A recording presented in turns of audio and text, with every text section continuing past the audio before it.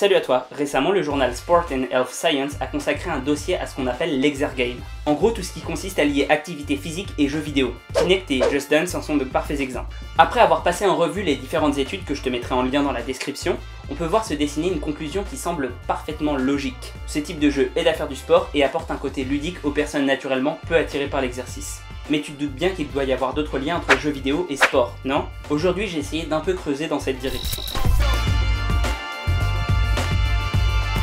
S'il y a bien un truc qui a pris des proportions incroyables mais très éphémères, c'est la mode de Pokémon Go. Perso, en tant que hipster Pokémon, j'ai rencontré ma fiancée grâce à ce jeu et c'est le seul dont je continue à acheter régulièrement les dernières versions qui sortent. Ça m'a un peu saoulé, parce que ça faisait des mois que j'attendais le jeu, j'étais à fond, et d'un seul coup tout le monde s'est dit fan de Pokémon. Alors moi je trouve ça cool que ça se répande plus, mais ça a pollué l'image du jeu à cause de la vague de contenu pourri qui a suivi. Mais bref, je m'égare. Ça a été un tel bouleversement qu'il y a désormais des questions au code de la route axées autour, et même des études scientifiques dessus. Du côté positif, certaines ont démontré que l'activité physique avait considérablement augmenté grâce au jeu. Mais le plus fou, c'est que cette même activité touchait tout le monde. Jeunes, adultes, personnes âgées, la folie Pokémon a emballé. L'aspect plus mitigé, c'est qu'en moyenne 6 semaines après l'installation du jeu, tout revenait à la normale. Les joueurs lassés ont tout simplement arrêté la chasse. Et c'est un peu le bémol des jeux vidéo, ils sont victimes du temps. Si tu pratiques le football, le patinage ou un art martial, il y a des chances que toute ta vie tu gardes cette habitude.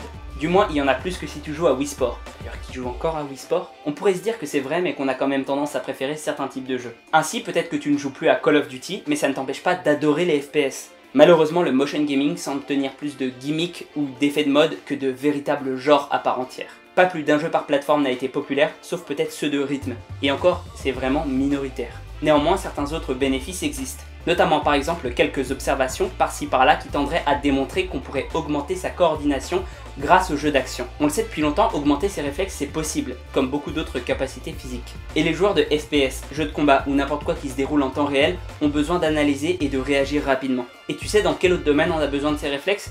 Le sport. En particulier les sports collectifs. Ce ne sont que des spéculations de ma part, mais le cerveau de quelqu'un étant conditionné à réagir rapidement sera bien plus prompt à s'enclencher pour d'autres actions. Un peu comme quand on développe son endurance cardiovasculaire à la nage, on est capable de courir plus longtemps. Certes, on ne sera jamais capable d'égaler un marathonien sans faire de course, mais ça aide. Enfin, il y a un autre phénomène que je trouve hyper intéressant dont je voudrais te parler.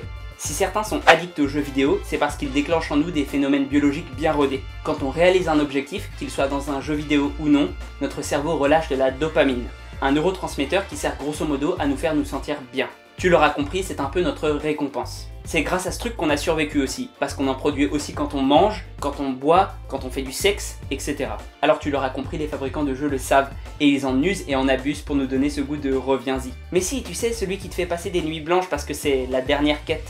Du coup, comme ça existe, autant s'en servir à notre propre compte, non? Comme je te l'ai déjà dit, la dopamine, on en relâche quand on mange. Et c'est en grande partie pour ça, même inconsciemment, qu'on se dirige vers la nourriture quand on a envie de réconfort. Je suis sûr que certains, et en particulier certaines, se reconnaissent là-dedans. Une bonne glace après une rupture amoureuse, ou n'importe quelle mauvaise nouvelle.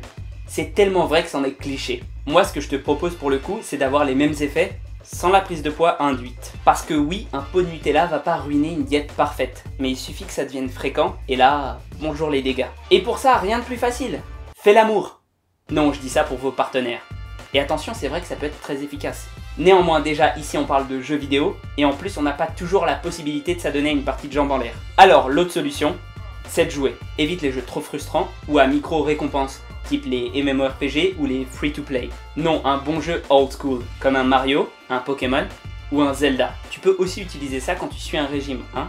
Au lieu de te tourner vers la nourriture quand t'as plus rien à faire, se plonger dans un Metroid sera plus salutaire. Bref, je suis sûr qu'on n'a pas encore découvert tous les avantages des jeux vidéo pour les sportifs. Surtout avec la réalité virtuelle et la réalité augmentée qui commence à exploser. Je suis assez curieux de voir ce que l'avenir réserve. Et si tu as d'autres infos, n'hésite pas à les mettre en commentaire. Et sur ce, prends soin de toi et à la prochaine.